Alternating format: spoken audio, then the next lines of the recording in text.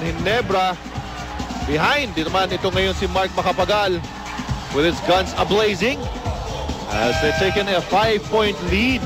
We still have 5 minutes and 23 na dito.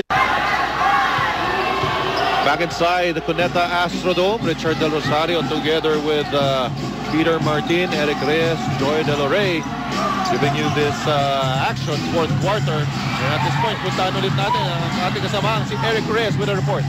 Well, Richard, in that last time out, sinabi ni Coach Yenke, kailangan mag-stay low yung kanyang mga players. Masyado silang nape-penetrate, kaya maraming mga drop passes na kukuha ang Barangay Ginebra, mga easy baskets underneath. Kaya sabi niya, you just have to stay low.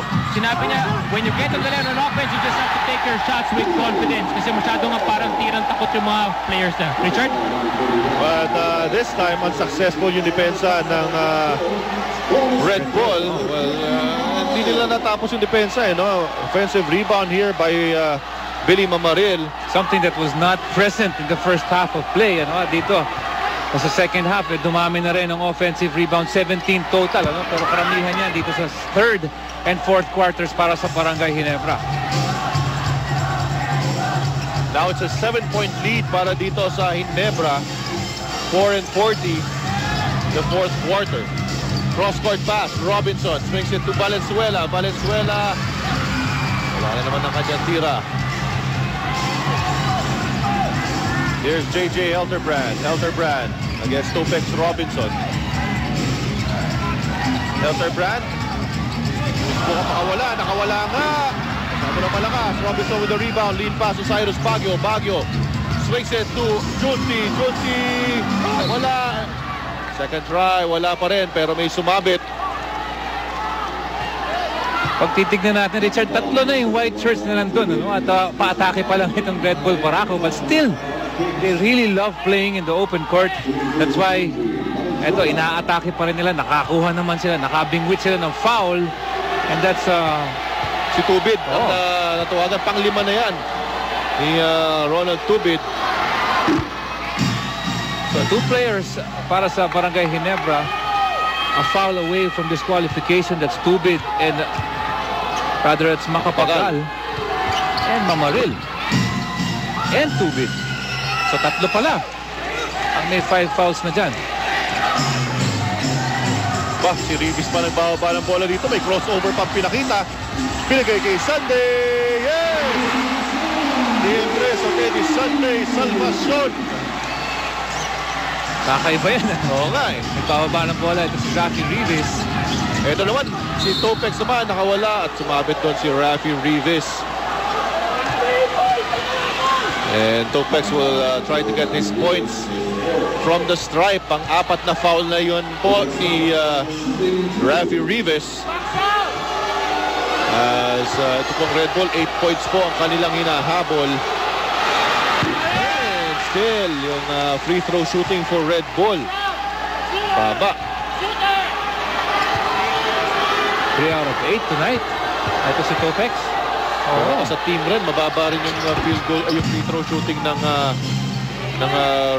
Red Bull. Oh, but 45 times na sila tumitira dito sa free throws.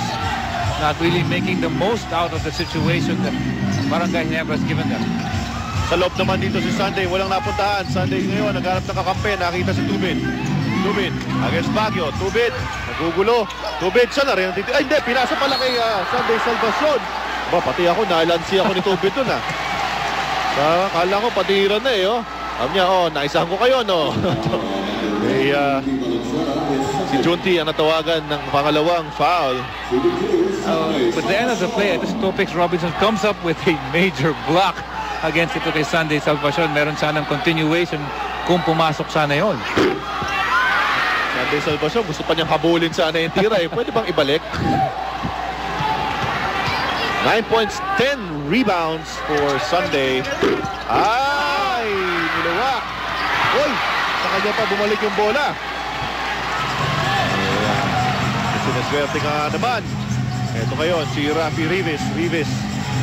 Pinagay ulit kay Sunday. Elterbrand gusto pumoste against Topex Robinson. Elterbrand. 7 seconds shot clock. Elterbrand making his move. Elterbrand ngayon. Turns, spins. Does not get the bounce. Lead pass to Topex Robinson.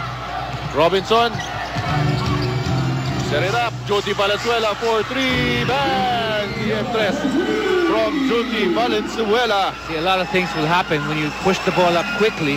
At yun na nga, nalilibre ang mga sumusunod na mga forwards. 23 points para kay Junti tonight. There's Tubid to Mamaril. Mamaril. Hesitation. Nakita si Rafi Rivas. 6 seconds sa shot clock dito ng Barangay Ginebra. Ronald Tubid. 3 seconds to shoot. Tubid ngayon. Umangat. Tubid. Wala. And Tapek. Napunta kay Topex Robinson. Lead pass to Cyrus Baguio. Baguio gets 2 defenders. Baguio umangat. Wala rin. Akala ko mismatch yun kasi one-on-one.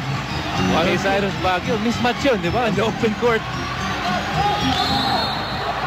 And the timeout is called by Barangay Ginebra with 2 minutes and 7 seconds remaining. A crucial possession dito para sa Barangay Ginebra. Protect. Paalala po muna namin ulit sa mga high school Paulinians ng Quezon City. Batch 83 sa January 5 na po. Silver Jubilee Homecoming. Registration starts at 1 p.m. sa St. Paul Gym, Quezon City. Sa mga Batch 83, call 0917-846-2729 for more details. Pinapatid po yan ni Miss Shena Olaso. Okay, so good luck po sa inyong homecoming. At yan po yung mga fans ng Barangay Ginebra. Ganda naman, complete pa with uniform. At marami na pong fans rin na nanonood. Ito naman, fans naman ito ng Red Bull. Baka, no? Baka. Oh, wow, you're so beautiful also. At ito, fans mo ba yan, Peter? Ay, hindi na. May fan ako nanonood eh. Ang pangalan niya, George Gallant. Uy. Congratulations, Pawe. And sino yun? enjoy the ball game.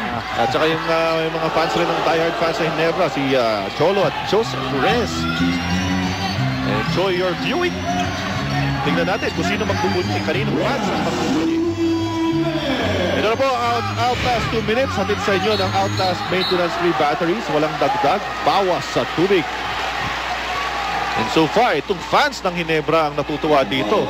Dahil they have a 4-point lead. Under 2 minutes na nga po natitira. At yung bumubuhay ngayon dito sa fourth quarter para sa Barangay Ginebra, yung offensive rebounding. Alam mo, aside from the extra possession that the Barangay Ginebra Kings will get, it will stop the Red Bull fast break. Kanina pa natin nakakakita si Cyrus Baguio 1 against 3, 1 against 4. Inaatake pa rin, still getting some points.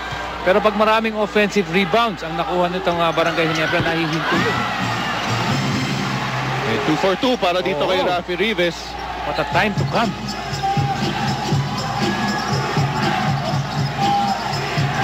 Tignan natin, it's a crucial offensive set para sa Red Bull. Cyrus Baguio, Baguio to Penisi, back to Judy Valenzuela, Valenzuela for 3, yes!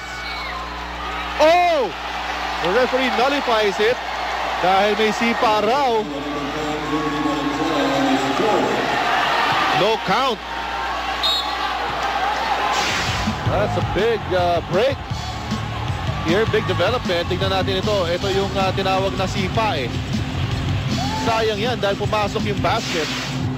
Anyway, play continues. Wala yung layup dyan ni Elderbrand. Nandiyan na naman si Rafi Rivas. Wala naman another offensive rebound for Eric Nick.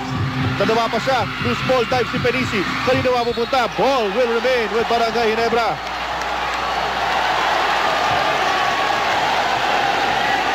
And Red Bull not in agreement sa kanyang tatawag na yan. They still have a minute to and 18 to get back.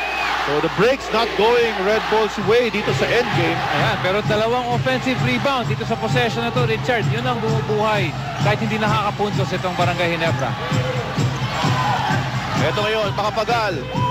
Binigay kay Tubid. Tubid, extra pass to Elderbrand. A second. Okay, may foul. With 1 second, napasuna yung shot clock. Natawagan pa ng foul ito si Topex Robinson bailing out itong Barangay Ginebra. Sunod-sunod na bad breaks for Red Bull. Some cushion, pag naipasok na ito si JJ Hatugan. Itong mga free throws. Right now, Richard, it's 6 points. Ibig sabihin, 2 possessions, with a minute and 2. So very possible. He can make it a 3-possession ball game if he makes this one.